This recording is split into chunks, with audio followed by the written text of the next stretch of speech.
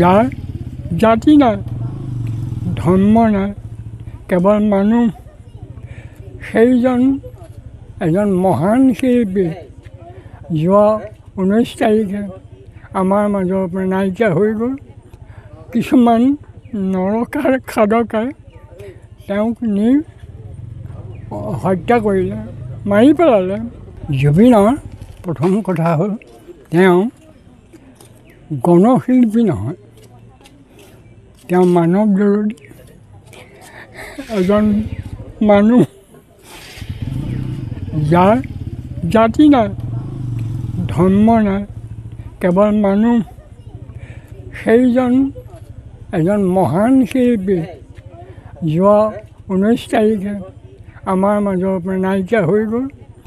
কিছুমান নৰকাৰ খাদকাই তেওঁক নি হত্যা কৰিলে, মাৰি পেলালে। প্ৰত্যক্ষভাৱে নহ'লেও পৰোক্ষভাৱে তেওঁক হত্যা কৰিলে।